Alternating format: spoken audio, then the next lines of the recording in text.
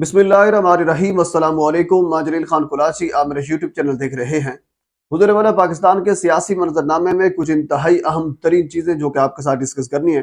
सबसे पहली और इंतहाई अहम तरीन खबर कि IMF के वफद की और यूरोपीय यूनियन की अडियाला जेल में इमरान खान से मुलाकात हुई है। अब ये मुलाकात कैसे हुई, किस बुनियाद पर हुई और इसकी तस्दीक किसने की है, ये सारी चीज़ें आपके सामने में रखता हूँ। मैं इससे पहले 2-3 मरतबा ये खबर दे चुका हूं आपको कि जब भी दूसरी किस्त पाकिस्तान को मिलेगी, इससे पहले आपको याद होगा जब पहली किस्त मिली थी तो उस वक्त भी जमान पार्क में IMF के वफद ने जाकर इमरान खान से सिग्नेचर लिए थे, उनको एतमाद में लिया था, तो उसके बाद फिर पहली किस्त जारी हुई थी। क्योंकि जो पैसे देते हैं उनको इल्म होता है कि इस वक्त अवाम किसके साथ है, पब्लिक किसके साथ है, पाकिस्तान किसके साथ है। तो इसी चीज को मद्देनजर रखते हुए, क्योंकि दूसरी किस्त अब जारी होना है इसी महीने में और इसके बाद फिर जो तीसरी किस्त है वो फरवरी में जारी होगी। अब दूसरी किस्त के हवाले से पिछले कुछ दिनों से IMF का वफद और यूरोपीय यूनियन इस वक्त पाकिस्तान में मौजूद हैं। हालांकि ये सरकारी सतह पर कोई आपने तस्वीर वगैरह कुछ नहीं देखा होगा, इसको छुपाया गया, नहीं दिखाया गया, पता नहीं इसके पीछे क्या वजूहात है।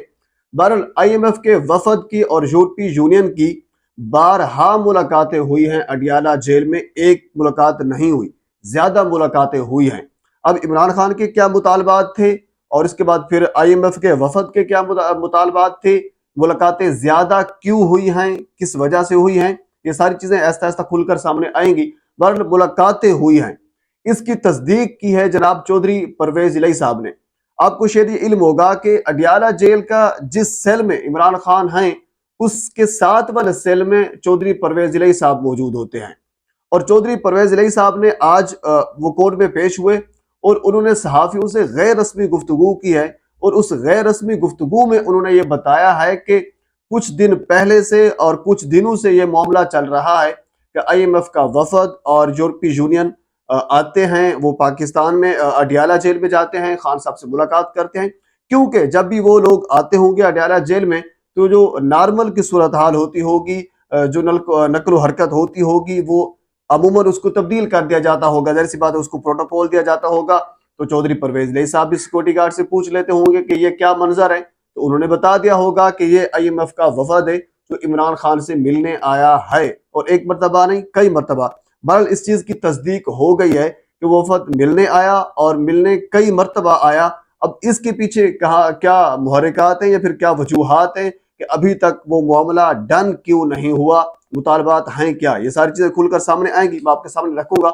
बहरहाल इस चीज की तस्दीक हो गई और मैंने ये खबर आपको काफी अरसा पहले दी थी कि ऐसा जब भी किस्त मिलेगी दूसरी ऐसा होगा, और इसी तरह जब तीसरी किस्त मिलेगी तो तब भी ऐसा होगा, तब भी IMF का वफद आएगा, इमरान खान के सिग्नेचर लिए जाएंगे, क्योंकि उनको पता है कि अवाम का हकीकी नुमाइंदा कौन है।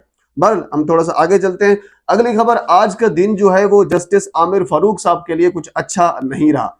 सुबह मैंने खबर आपको दी थी कि आज भरी अदालत में बुशरा बीबी और उनके वकला ने जस्टिस आमिर फारूक साहब को यह कहा कि हुजूर वाला बिल्कुल आप जस्टिस हैं, आप इंसाफ के ऊपर फैसला करते होंगे, बहरहाल हमें आपके ऊपर एतमाद ही नहीं है, आप मेहरबानी करें आप हमारे केसेस से अलग हो जाएं, अगर अलग नहीं होते तो किसी दूसरे बेंच को हमारे केसेस जो है वो मुंतकिल कर दें, हमें यह तवक्को नहीं है कि आप हमें इंसाफ दिला सकेंगे।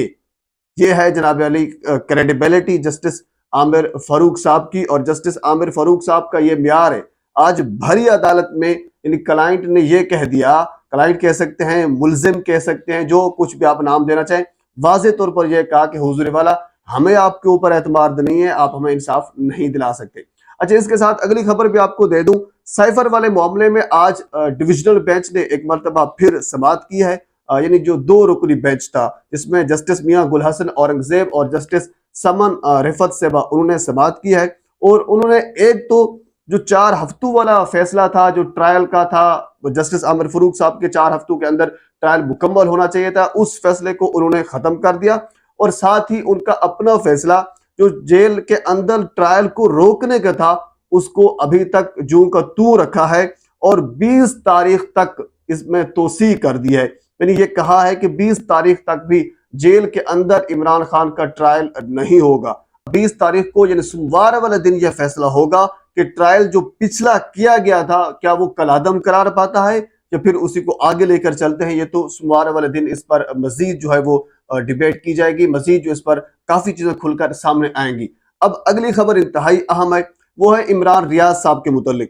آج عمران ریاض صاحب لاہور میں ایک عدالت میں سیشن کورٹ میں پیش ہوئے. میاں علی اشفاق صاحب ان کے ساتھ موجود تھے، اور آپ یقین نہیں کریں گے کہ کس حوالے سے وہ پیش ہوئے. پیش اس حوالے سے ہوئے کہ ان کو خدشہ ہے گرفتاری کا. اب انڈرسٹوڈ ہے، بہت سے ذرائع ان کے بھی ہیں، ان کو پتہ چلا ہوگا کہیں سے کہ اب ان کو گرفتار کیا جا سکتا ہے.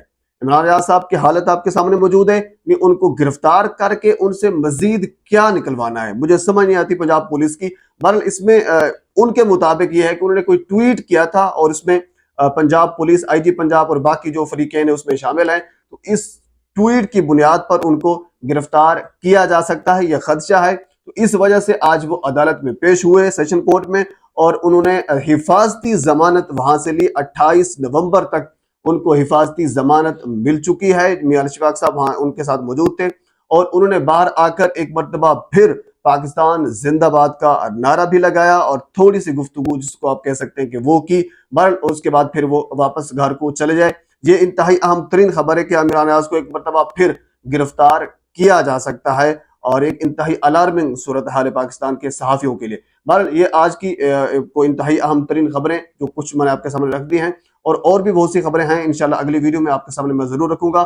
ایک مرتبہ پھر آپ سے گزارش ہے میرے چینل کو سبسکرائب کر دیں تاکہ آنے والی ہر انفارمیٹیو ویڈیو آپ تک پہنچ سکے. اللہ حافظ.